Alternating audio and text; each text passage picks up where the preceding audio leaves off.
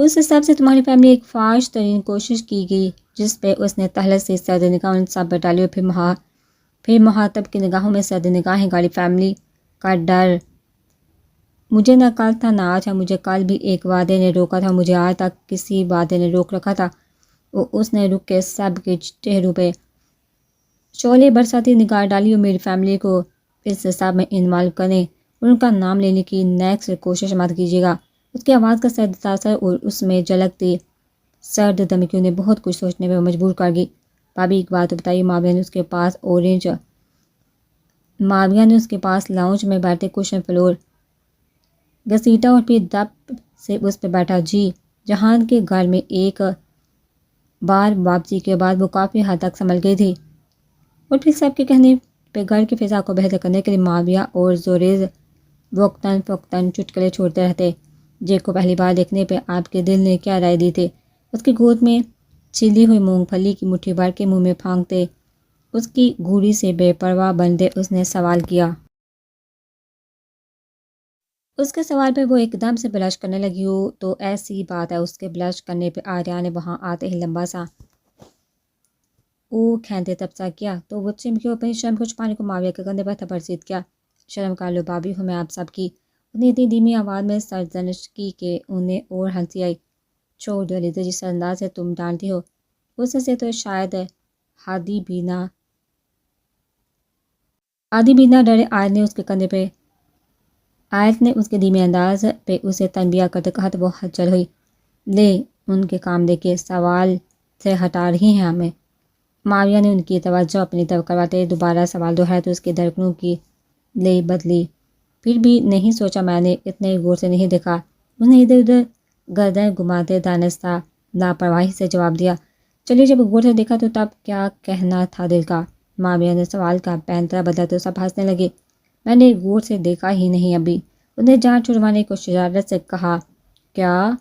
معاویہ، زوریز اور آریان دونوں نے اتنی زور کی چیخ ماری کہ اس کے ہاتھ سے مونگ پھلی کی پلیٹ چھوٹ پڑی. مطلب ابھی تک دیکھا نہیں؟ اور دیوانگی کا یہ عالم واللہ جب آپ غور سے دیکھیں گی قیامت ڈائیں گی. معاویہ نے مصنوعی حیرت سے کہتے آنکھیں مٹکائی تو اس کی دھڑکنیں منتشر ہوئی. آپ یہ سب کیوں پوچھ رہے ہیں؟ اس نے آنکھیں نکالتے پوچھا.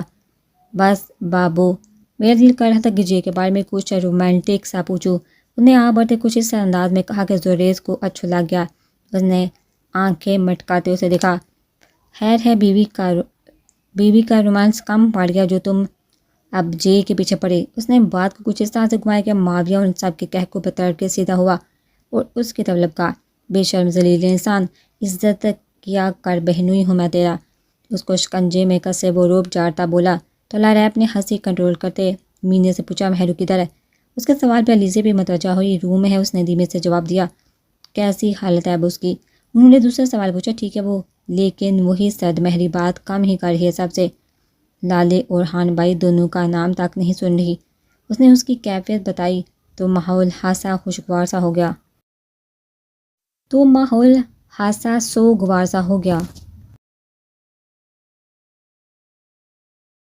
ہو جائے گی ٹھیک، جہان واپس آتا تو سب ٹھیک کر لے گا. ٹائم دو سے انہوں نے اپنے سمیت گویا صاحب کو تسلی دی. پڑی زاریہ اپنی بھپو پلس بھابھی کو زور سے چٹکی کاٹنا. اسے ساکت بیٹھے دیکھ کے آریہ نے اچانک سے پڑی کو مخاطب کیا تو وہ دونوں ایک دم سے چونک گئی. کس خوشی میں؟ پھر وہ تیکھے تیوروں سے بولی تو وہ خوشگوار حیرت میں پھنسا کہ چاہے جیسے بھی وہ اس سے مخاطب تو ہوئی تھی. یہ خوشی کیا کم ہے کہ میں پاپا بننے والا ہوں؟ اس کے سوال کا جواب معاویہ نے زینی کو آتے دیکھ کے موقع پہ چوکے کی مناسبت سے دیا. وہ جو اپنے آپ میں مگن ان کی طرف آ رہی تھی. معاویہ کے اس اچانک حملے پہ بلش کر دیکھ کچن کی طرف آ گئی. اس کے ایسے رد عمل پہ سب کے کہکے چوٹ گئے. جہان، یہ کسی کی سازش ہو سکتی ہے، بی کیئرفل.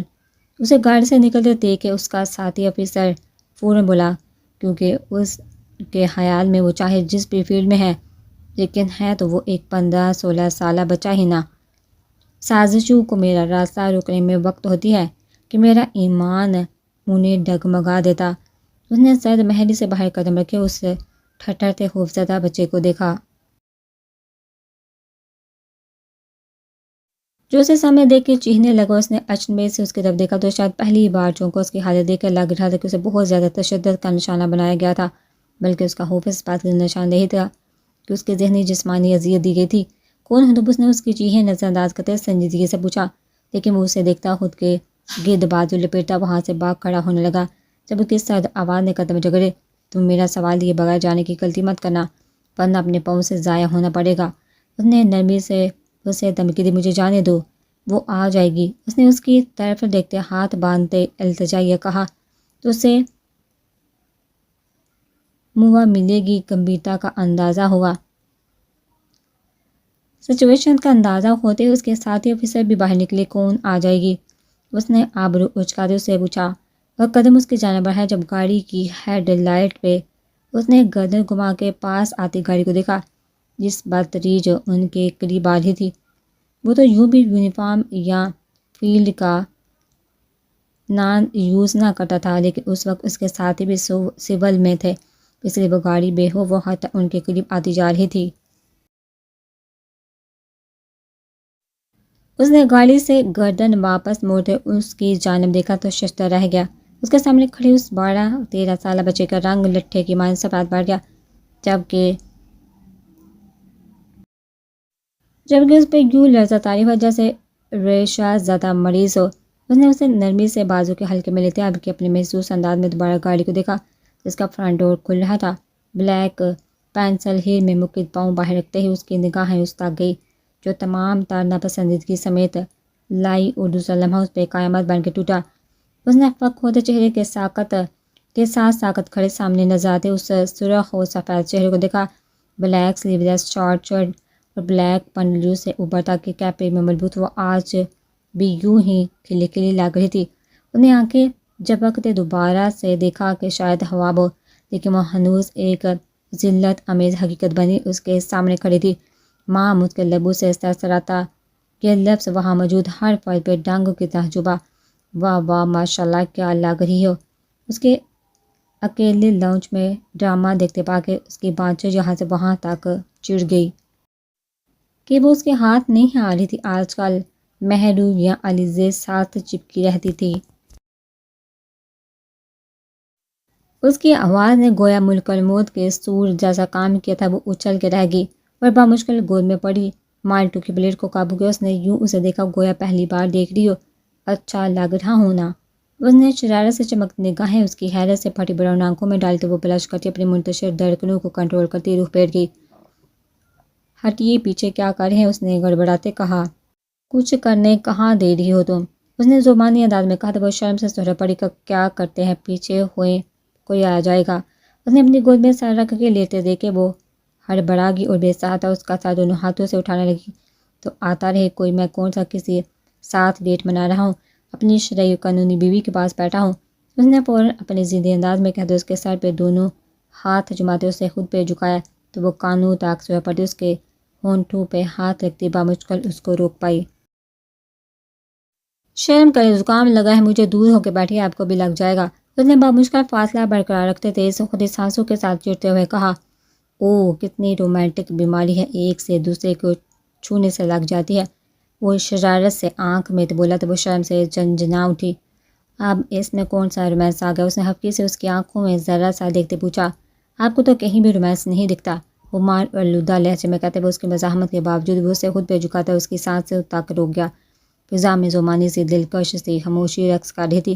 نہ جانے کب تک وہ اسے یوں ہی تھامے اس کی سانسوں میں اپنی سانسوں کو خوشبو اتارتا رہتا کہ اس نے یک کے بعد دیگر کئی موقعوں سے رسید کے لیے اس کی گرفت اور انداز میں مزید شدت آتی گئی۔ اوہ مائی گوڈنس! ریز کی چیخنما آواز پہ وہ جھٹکے سے حواس میں آیا اور اس کو اپنی گرفت سے آزاد کرتے پلٹ کے دیکھا جب وہ شرم سے سر جھکائے اپنی سانسوں کی رفتار اقتدار پہ لانے کی کوشش کرنے لگی۔ لاؤنج تو ایک پبلک پلیس ہے یار، بیڈ روم میں جگہ کم پڑ گئی تھی کیا؟ وہ داخلی دروازے کے پاس آنکھوں پہ ہتھیلیاں جمائے شرارت سے بولا تو اس کا دل چاہا زمین پٹے اور اس میں سما جائے، جبکہ اس نے ڈیٹھ پن سے جواب دیا تو تمہیں شرم آنی چاہیے، بنا بتائے منہ اٹھا کے چلے آئے۔ میاں بیوی کی سو پرائیویسی ہوتی ہے۔ اس نے منہ پھیلا دکھا تو وہ دونوں کا منہ بک سے کھل گیا اس عدیدہ دلیری اور بے باکی پہ۔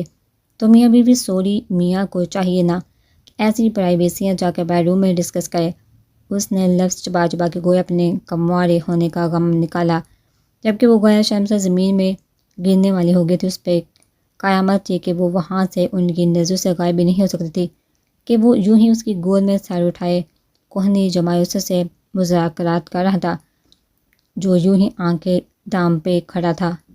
چلو اب جلدی سے واپس جاؤ اور ڈسٹرب مت کرنا اب، اس نے شرارت سے پر آواز میں مزید کہتے۔ اس سے چرائے کیوں آج یہی لاؤنج میں رات بسر کرنے کا ارادہ ہے؟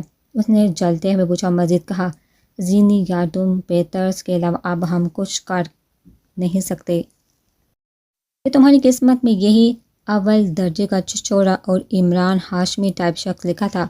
اس نے جس طرح سے کاف افسوس ملتے کہا کہ وہ شدید بلش کرتی ہوئی بھی ہلکی سی مسکراہٹ لبوں پہ پھوٹنے سے نہ رک سکی، جبکہ وہ چیختا اب کے زور سے بولا، جا دفع ہو جانا، پھر نہ کہنا کہ میں بہت بے شرم ہوں، تمہاری موجودگی کا لحاظ نہیں کیا۔ انہیں مانی ہیزی سے کہتے ایک آنکھ میں تیز زیرنی کو دیکھا جو مزید چھوئی موئی بنی دونوں ہاتھوں میں چہرہ چھپا گئی، جبکہ وہ زیر لب کچھ مہذب گالیوں سے اسے نوازتا وہاں سے چلا گیا۔ ای بیگم، اس نے اس کے چہرے ڈھکے ہاتھوں پہ نرمی سے لب رکھتے اسے بلایا تو وہ جھجکتی ہولے سے ہاتھ نیچے کرتی اسے ہبکی سے دیکھتی بولی، آپ اتنے بے شرم کیوں ہیں؟ اس نے جس انداز میں پوچھا اس کی ہنسی چھوٹ گئی، جسے وہ ضبط کرتا شرارت سے بولا، میرا کیا قصور ہے، تم ہو ہی ایسی کہ اسے سرتا دیکھتے وہ جس انداز میں گویا ہوا کہ اس کا بدن شرم و حیا سے جنجنا اٹھا۔ ماویہ پلیز، وہ کانوں تک سوہ پڑتی اسے ٹوکی۔ اچھا یہ تو بتاؤ میرا شہزادہ کیسا؟ اس نے اسے پیار سے دیکھتے سوال کیا تو وہ شرم سے لب دانتوں تلے دباتی بس ہولے سے سر ہلا گئی۔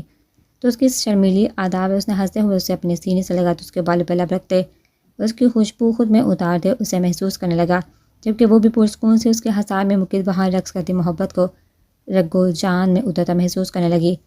اس نے بیگی نگاہوں سے اپنے کمرے کے در و دیوار کو دیکھا جو اسے اتنے اجنبی لگ رہے تھے کہ اسے وحشت ہونے لگی تھی۔ اسے بے اختیار اپنا خوبصورت سا ہان ولا یاد آیا جسے اس نے شادی کے بعد ہان سے بے پناہ محبت ہونے کے باوجود پورے دل سے سجایا تھا کہ کم عمری میں ہی اس کے دل میں سینچنے والا پھول ہان کے نام کا تھا۔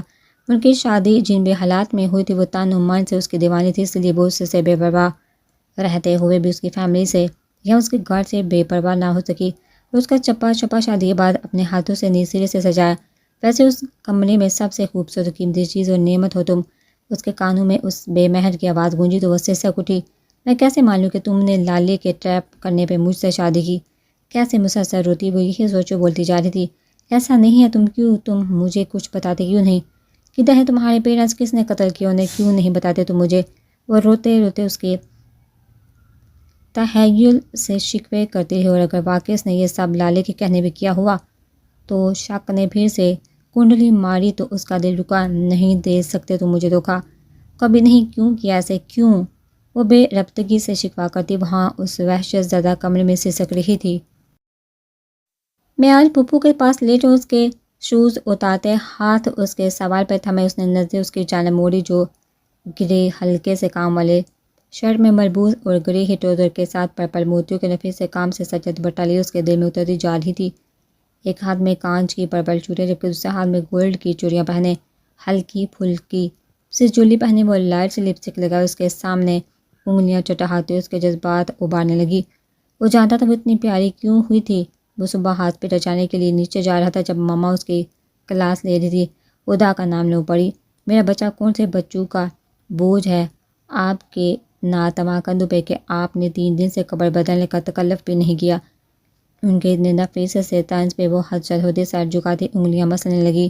بیٹا یہی تو دن ہوتے ہیں جب وہ خود پر دھیان دیا جا سکتا ہے، اور آپ کی شادی کو تو ابھی 3 ماہ بھی نہیں ہوئے اور آپ یوں بیٹھی ہے جیسے 30 سال گزر گئے ہوں۔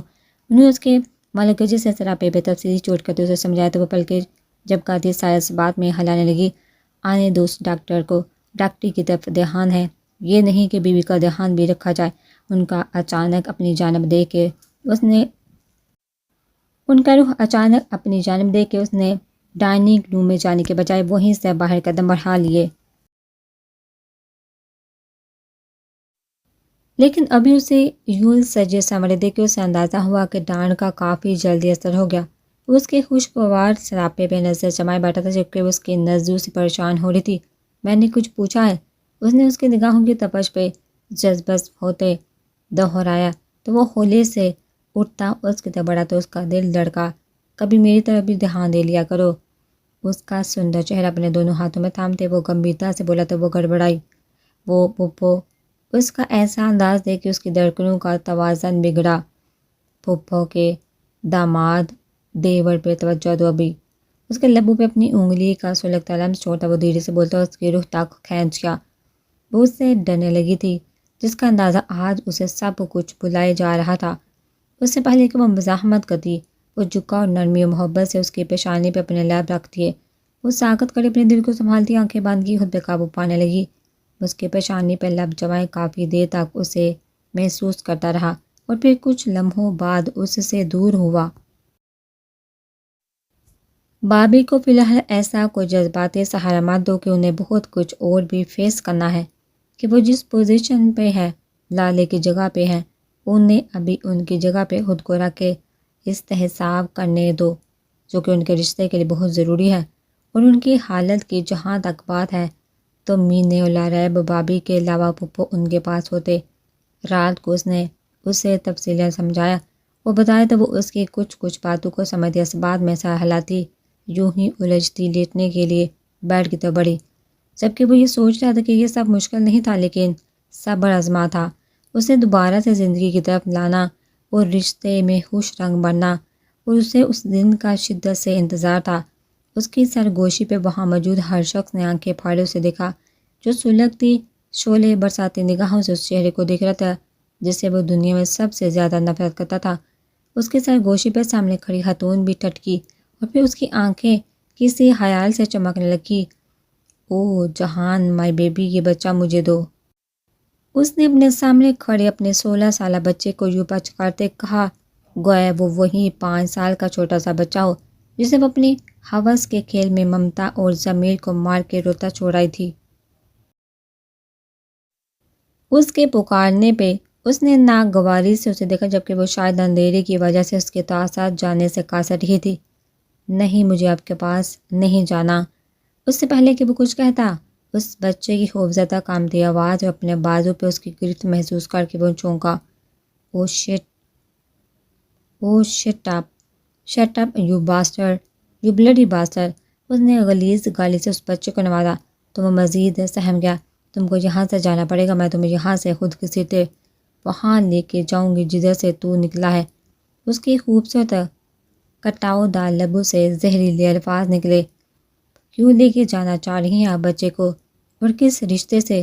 اس کی سرد آواز میں وہ اس پل گویا ٹھٹکی اور دوبارہ اسے دیکھنے کی کوشش کی لیکن گاڑی کی روشنی سے اس کے چہرے کو ڈھانپے ہوئے تھی اس لیے وہ چاہ کے بھی اسے غور سے نہ دیکھ پائی۔ لیکن اس کی گمبھیر ہلکی سی بھاری آواز پہ وہ چونکی تھی کہ اس کی آواز کی دھیمی سے یوں محسوس ہو رہا تھا کہ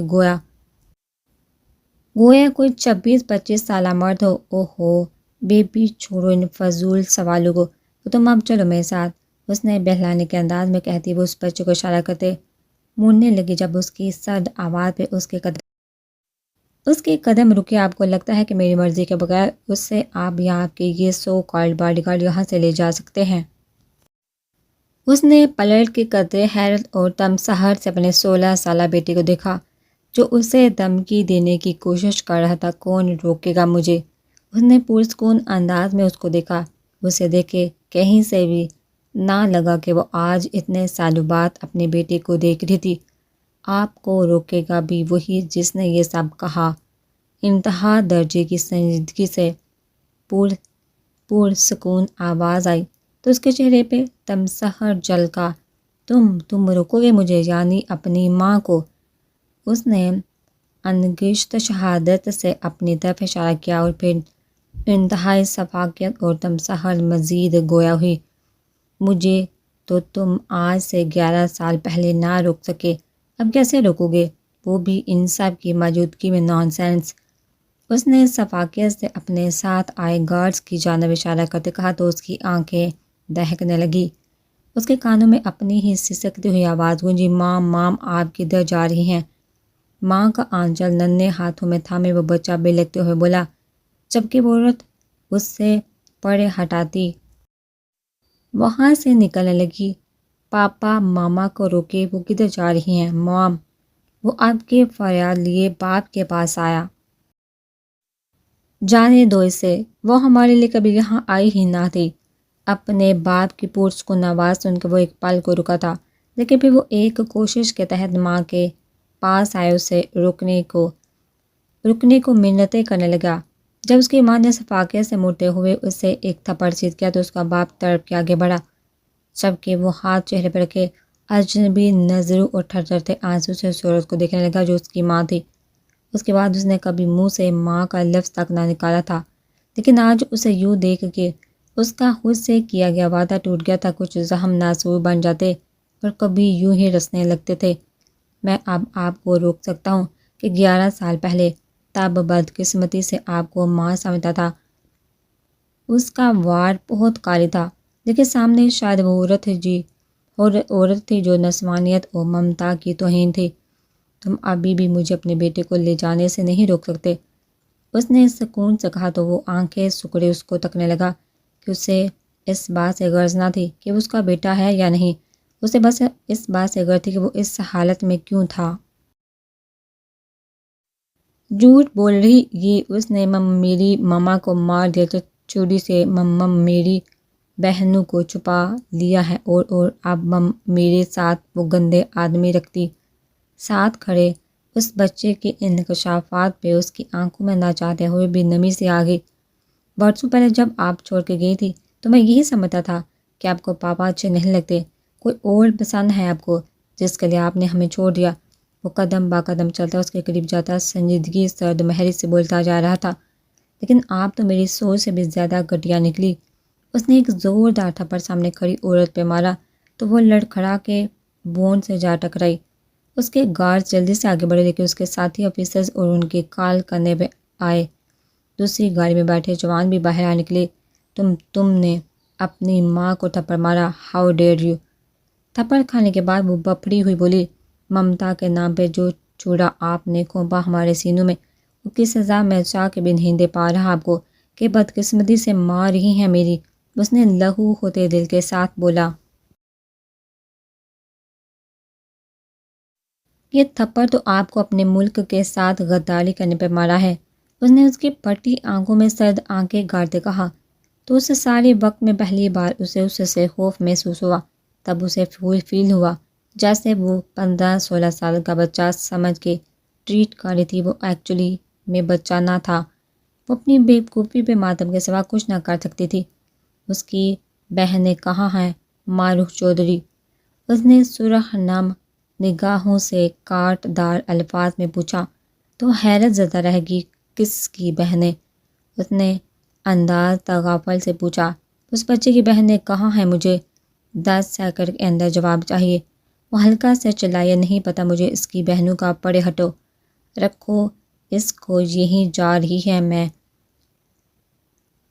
میں۔ اس نے اس کا بازو دیکھتے نسبتاً لاپرواہی برتتے جان چھڑوانی چاہی، لیکن اگلا لمحہ اس کی سانسیں خشکگار کیا محرو۔ اسے لاشعوری طور پہ ان دونوں کا انتظار تھا جو 2 ہفتوں سے دوبارہ گھر نہ آئے تھے، جبکہ نیوز چینل پہ اس سے متعلق کوئی بھی نیوز نہ آئی تھی، جبکہ وہ رقص بسمل کی طرح یہاں سے وہاں ہوتی رہتی تھی۔ اس کے دل و دماغ میں ایک جنگ سی چھڑی رہتی تھی۔ وہ پاگل ہوتی سوچوں کے ساتھ بیڈ سے ٹیک لگائے گھٹنوں میں منہ چھپائے بیٹھی تھی۔